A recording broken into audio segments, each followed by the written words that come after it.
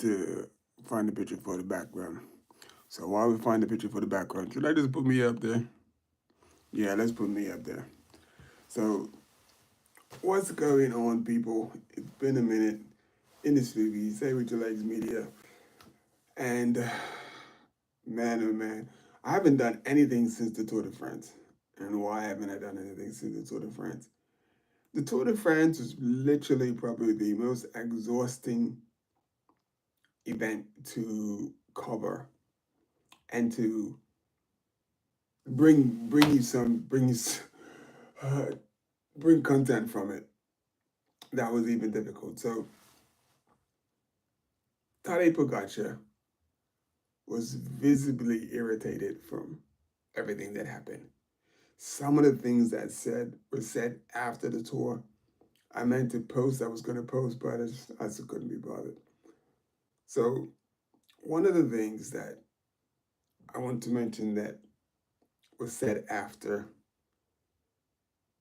the what went out won the stage and on the Champs Elysees. So they had a little video, Matteo Jorgensen and the team, or obviously celebrating the victory. Yeah, great job celebrating the victory. But Matteo Jorgensen made this comment. He made two comments. Firstly, somebody asked him something, and I think it was, what's the greatest place in where he said, that wasn't a question, but he was like, America's the greatest country in the world. I'm like, huh? Anyway, that's neither here nor there. I just thought that was like, wow. Secondly, um, he was obviously had something to drink. He had a little bit in, and he was running around saying, "Yeah, finally, someone beat Tadej Pogacar. Someone dropped Tadej Pogacar," and I thought that was so disingenuous because of the length of the stage, the amount of racing that had been done. It was crazy. I think it was all crazy. And Mario Jorgensen just like for him to run around. Oh, someone finally dropped Tadej Pogacar. He didn't drop Tadej Pogacar, man. Because like when you go back and look at it at all of the stages, when after about like 100 kilometers, what went out was done. So they only had to race a short stage on the Tour de France. So like it was right up the alley of Walt Renard. So he was able to do the thing and win the stage. But yeah, Mario Jorgensen was so out of order with his comments about someone finally beat Pogacar. You could do what you want. You're never gonna be on Pogacar's level. Now, the Tour of Romandie. That's what this picture is about. The Tour of Romandie. So this is the little transponders that's been causing a whole pile of kerfuffle in the Tour of Romandie. What happened in the Tour of Romandie? They disqualified pretty much half of the field because they were having issues with these little devices being mounted on the back of the bikes. And having an issue, like they couldn't come to an agreement and try to get things that UCI was fighting, arguing this and arguing that. And the teams are like, nah, we need to mount them ourselves because we don't want our bikes damaged. And the UCI was like, nah, we're gonna mount them. We don't care. And if you don't let us mount them, then we're gonna kick you out of the race. And the team stood 10 toes down. You're not damaging our products. And the team stood 10 toes down, and the UCI stood 10 toes down. And that was all she wrote. And a bunch of teams were eliminated. I believe 5 teams were eliminated from the Tour of Romandie because they want to test this new system. It's supposed to be for safety and all of this stuff and all of this crap. So it's supposed to be some new safety mechanism and device. So if a rider gets into trouble or something, you can actually respond to them a whole lot quicker. I'm trying to figure out how the response is going to be quicker. I'm really trying to figure out how much quicker is it going to be because they're older in the tour and even the femmes, they all have little transponders on the bikes anyway. So I'm like, how much faster is this gonna make? What's going? Is this recording heart rate data or something, or like to say that the body's in trouble or something? How? and then the UCI kicked all these teams out of the tour remedy. That was crazy. That was the females. That was the ladies. And like yeah, so that leads on to Jonathan Walters and the ladies. So in the apparently in the Giro d'Italia, EF Education went out and got separate sponsors. Now, the whole thing behind EF Education and or Jonathan Walters doing this is trying to show how they can, monetize the sport a bit better so that the teams make a bit more money, the riders make a bit more money because there's a lot of financial um, burden like that's not realized that they need to try to take care of. It's not easy. It's not easy. So Jonathan Walters and the EF guys go out. They get sponsors. They get lockdown sponsors for the jerseys. They put this like duck logo on there, and because that logo or the duck pictures wasn't approved by the UCI, what did the UCI do? The UCI kicked kicked the fuss. They started throwing the toys out the sandbox because they didn't come to the UCI first. So Jonathan Walters, if you go on Twitter, he just did not hold back. He's like, they fined him €4,000, and then they docked a bunch of points from the team as well. And Jonathan Walters was basically coming back saying, as long as they do things where the UCI, oh, the UCI benefits and makes tons of money, then it's okay. But because Jonathan Walters did what he did, and he sort of circumvented the system just a little bit, but the whole point was to show the UCI how if we monetize the jerseys and the sponsors and the riders a bit more, then they can make a bit more money for everybody. Everybody could be happy, and I think it's more trying to follow like the other big pro sports like football, soccer or football, whichever you want to call it. We call it football in the UK, or basketball, just so that where Shador Sanders has done, like his father set up, so where he can make money off his name and likeness. And that is sort of the angle that Jonathan Bolters is going for as well, trying to make a name, make it more profitable for the team itself and for the riders. And at every angle you approach something. If it's actually trying to push the sport forward, then you get tons of pushback from the UCI. I mean, you get crazy pushback from the UCI. I don't care no more. I'm gonna talk about everything, and I may even get a little hate for some of the stuff. And then so that's that part. Then the other thing is I'm sort of it's starting to wear me out as well a little bit. It's like you listen to the men's racing and stuff. So yeah, they tend to talk about the race. But what gets me sometimes is listening to some of the commentators is like I know they're talking to one another, but when you're talking to one another, keep your eye on the screen, keep your eye on the race and what's going on.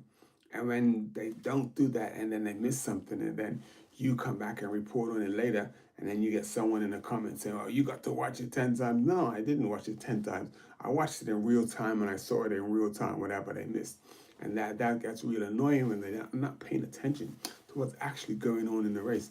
That's really really annoying. And then the other thing is when you're listening to the ladies' races, when you hear them talking about the men's race, they talk about the men's race. It's the men's race, so let's talk about the men's race. When you're listening to the ladies' race, it's every single thing is a comparison to the men. I'm like, I really want to support the sport, but I'm not trying to be in competition and comparing and a comparisonship between either sports. When there's so many people up on the mountain or crowds or whatever, we just say it's an amazing crowd in the men's race. When you're watching the ladies' race, it's always look how many uh, people are in the crowd. Do they get uh, this much people in the crowd for the men's race or whatever? It's like no matter what it is, it's always something and it's starting to get old. You know, or watch the racing because we love it. I'm not watching the racing to say this is better than that or this is better than that. I'm watching it because I love the sport. You know, the you know, and the big thing is like you, man. I didn't even really want to get into it, but then they had a sort of a debate on Piers Morgan where they had a young lady by the name of Pearl, another young lady who used to be a pro cyclist, and then a guy who's a sports announcer. And they were talking about how there's no, you know, they need to make the pay equal and stuff, pay the women. You know, I'm like, I don't know. I'm just trying to figure out. So you want to pay the women equally. The men race for 21 days. 21 days. The women race for nine, I believe, 7 or 9 days. So if we're going to pay the women equally, then shouldn't the women race 21 days as well? The Tour Romney that was just held, the Tour Romney for the men is 7 days, 7 or 8 days. And then the ladies' Tour Romney was 3 days. And we get the race is shorter distance, and there is no distance that is the same. None. From the age Bastogne, the age to Melantis and Remo, uh, every single race is shorter. Every single race is shorter. And I'm just trying to figure out. It's like this the same equal should be you're doing the same thing. That's why you want equal. So I don't know. I don't get it. But then on to the next thing. So we got the Volta coming up pretty soon. I don't think Tadej Pogacar is doing that. I don't think he should do that. I think he should focus on the Tour of Rwanda, the World Championships in Rwanda. Yo, hello, and the Tour of Rwanda. The Tour of Rwanda, the World Championships being held in the Tour of Rwanda. It's a chance for Tadej Pogacar to go back to back and win World Championship because uh, it's such a difficult course. There's so much climbing in there. Thank you for hitting the like button. I appreciate that, man. Really appreciate that because there's so much climbing in Kigali. I was hoping to be there for Kigali, but doesn't look like it's gonna. But it is what it is. And man, it would be so nice to see Jonas Vingegaard. Thank you, yo. I really appreciate that. Thank you so much for liking and subscribing. But it would be, it would be so wicked if Jonas Vingegaard showed up for the World Championships. It's a climbing course, and he's probably the only person that can really uh, sit on the heels of Tadej Pogacar and race him to the end. Now, I think he would be a whole lot better come World Championships because now he's got a bit more of the season under his belt. So I would put, I would put put a few dollars on Jonas Vingegaard to win the World Championship. It's such a tough climbing course that it's going to get to a point. It's going to whittle down to next to nothing. And if you had the best climbers there, again, without Jonas there, it gives the favor goes to Tade, leans over to Tade. So he's not doing the Volta, so he's going to be a bit more rested. And yeah, I would really like to see Jonas Vingegaard do the World Championships, man. I really would like to see Jonas Vingegaard do the World Championships because it's a climbing course, man. It's a flipping climbing course. And the fact that he just like focuses so much on these certain grand tours and not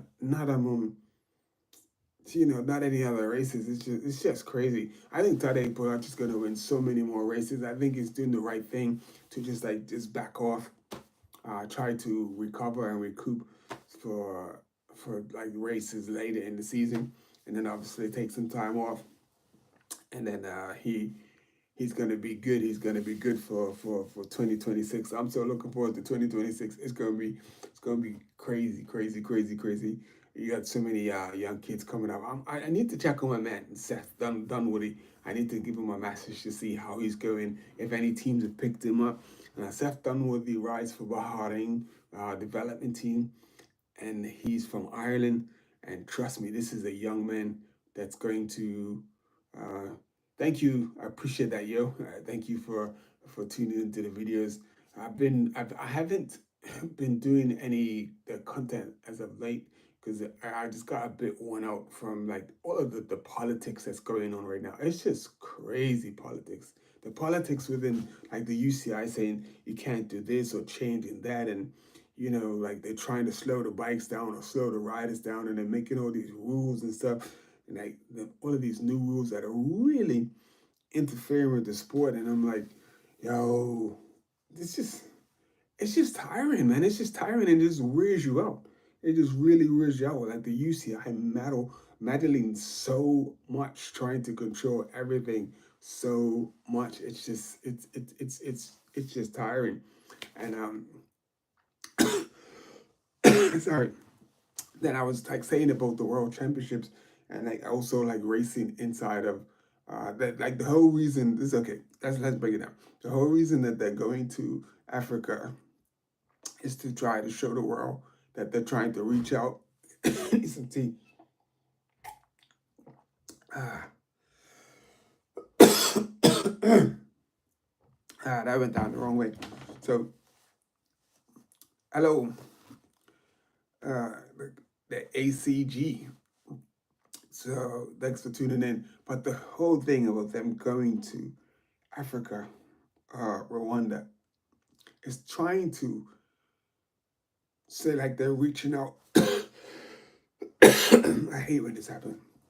They're trying to like reach out and say like they're trying to like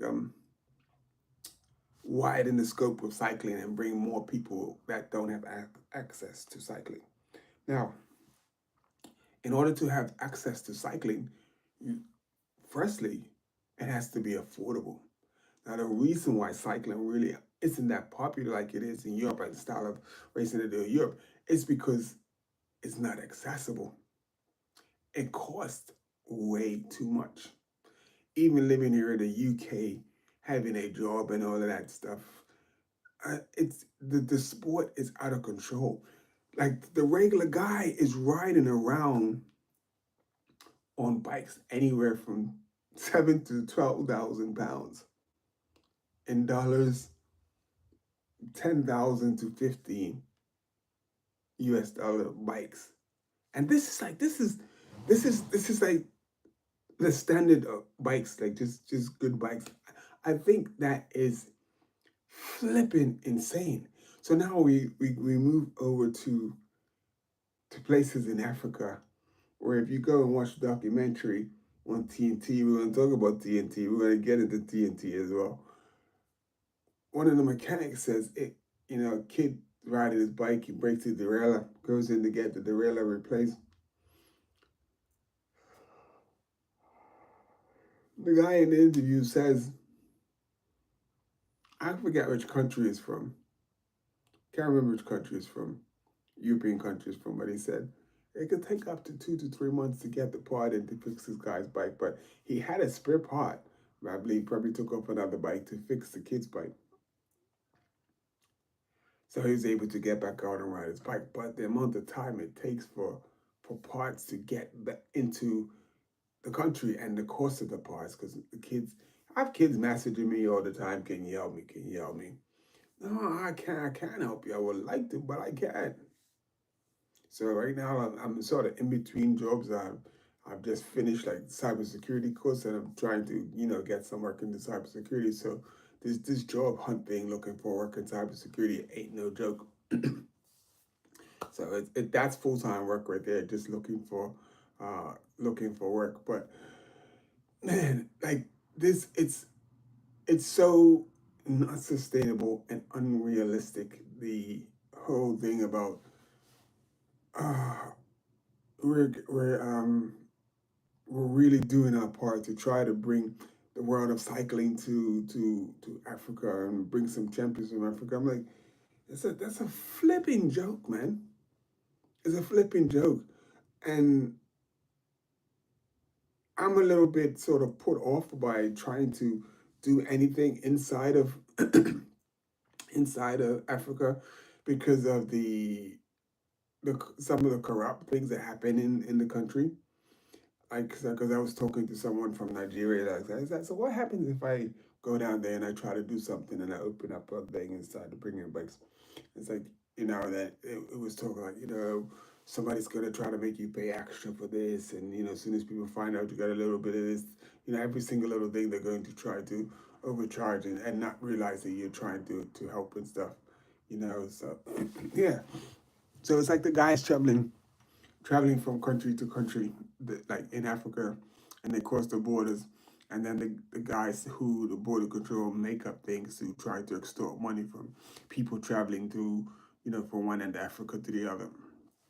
So that's what you have to deal with. That's what you think about. Do you want to deal with that? So that's that part. But then like the jokey joke part about trying to, bridge the gap and bring cycling to everybody and bring it to the African countries. It's a joke. It's a joke. You're not gonna really get the talent that you probably can get to Europe from Africa.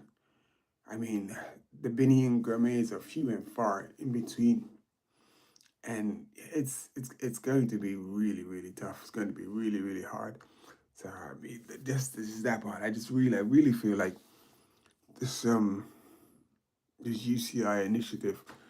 It's on paper it looks really good. It looks really good, but the bottom line of it is it's not that great. So I think the last thing I'm gonna touch on is uh, I'm not seeing the races anymore. I'm not watching the races anymore. I haven't watched the races since the Tour de France. I refuse to renew my subscription to TNT because last year TNT was like about $5 US, £4 something, and this year they changed the subscription from £4 something to £34. At first, I was like, cool, whatever. You get all these other sports. But then what annoyed me more is that when it was on the lower subscription, you get four uh, video feeds. You get four video feeds, and you can watch it one. One would be like just the raw footage, no commentary. Then one would be raw footage, no commentary, but no ads. Then the next one would be uh, commentary, uh, all of the footage, but no ads. And then the third one would be like just for I think like for TV, which would have advertisements in it. And then the last one would be like a multi-screen, which you could see all the screens, all four feeds on one camera.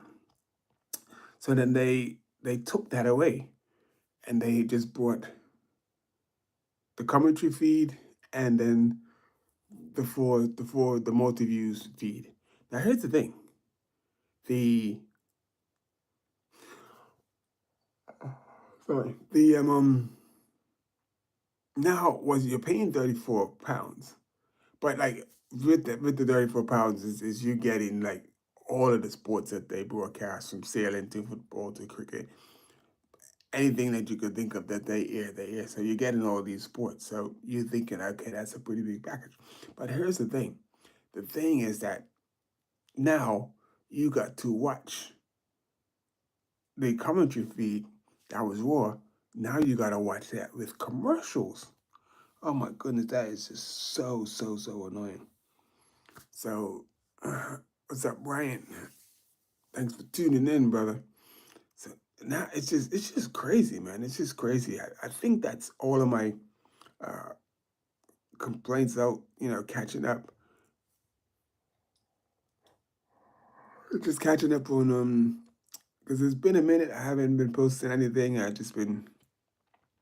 been studying a lot and just getting in the books. So I need to get back on, just start talking about stuff, start talking about cycling, start talking about things that have been going on and stuff. You know, you got the Volta or the Volta coming up. And then obviously the World Championships is going to be inside of Kigali. And yeah, and I saying Volta. I think well, for some reason I was thinking that's the same, but yeah. So yeah, it's going to be really, really, really, really, really, really good. It's going to be really good to see what's going to happen within the next few months. What's going on with the UCI? Are they going to calm down with all of the shenanigans they're doing, man? They're doing too much, man.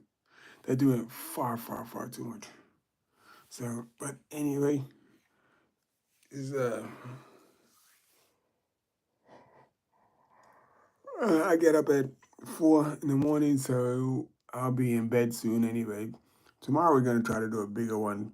So far, like every Tuesday, I've been doing like 100 mile ride.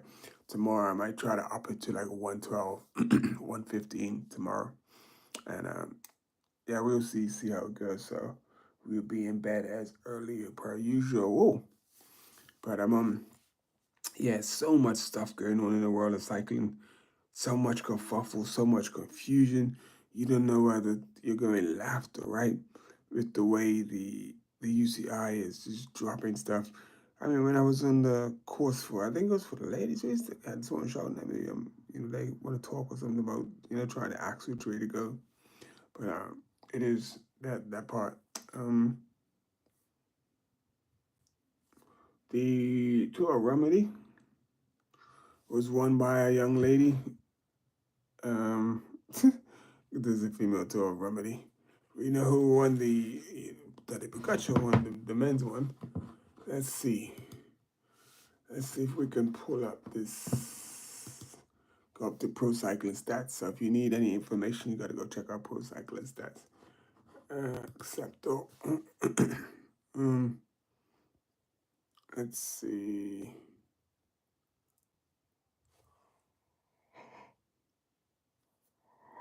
Man, started watching the NFL. That's crazy.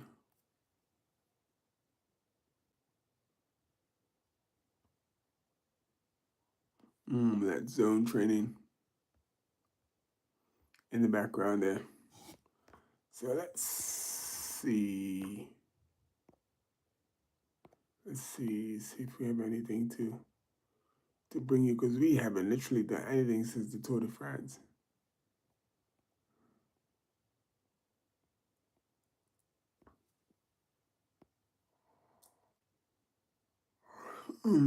Anyway, I think what was that? Uh, no, we don't want that. We don't want that.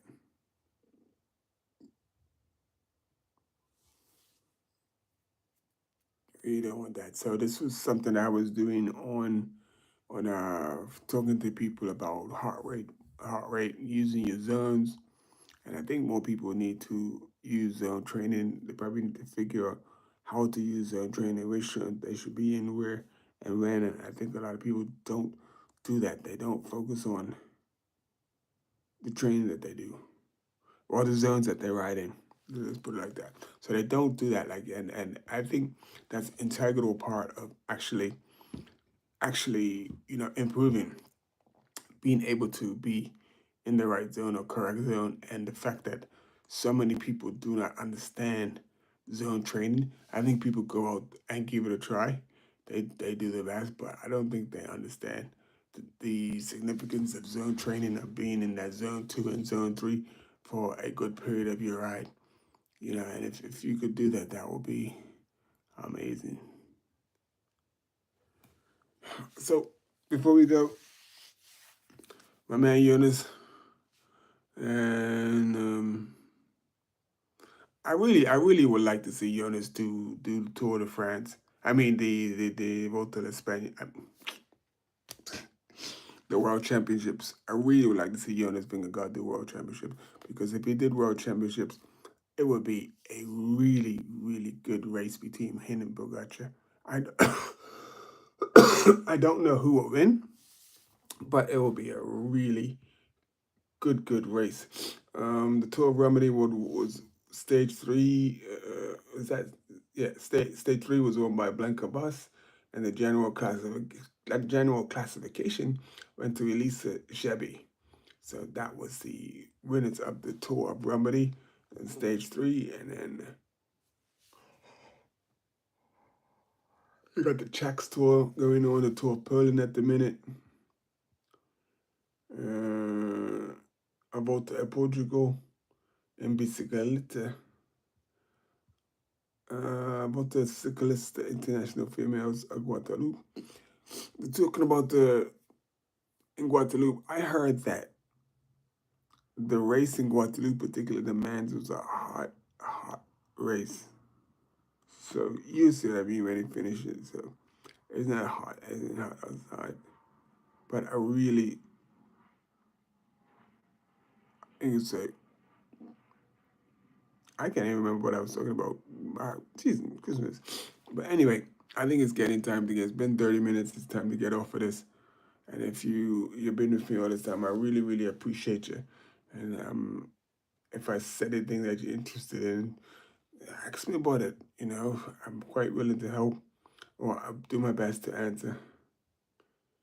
Do my best to answer the best way that I can.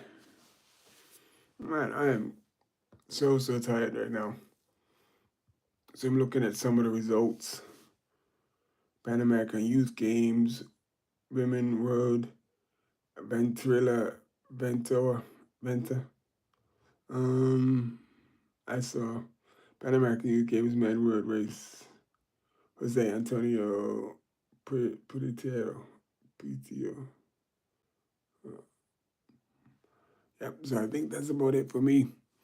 We're out. I didn't bring much information from Cycling Stats. If you haven't, please hit the like button. Please subscribe to the channel. It helps the algorithm the most. So, man, DJ Hemp says that. But anyway, like I said, I'm going to get out of here, folks. Appreciate the few people that hit the like buttons, hit the like button and subscribe. I really appreciate that.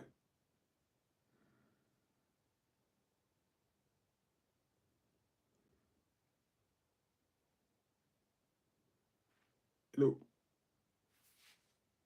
That's crazy. Oh, I thought I stopped it. It's still going.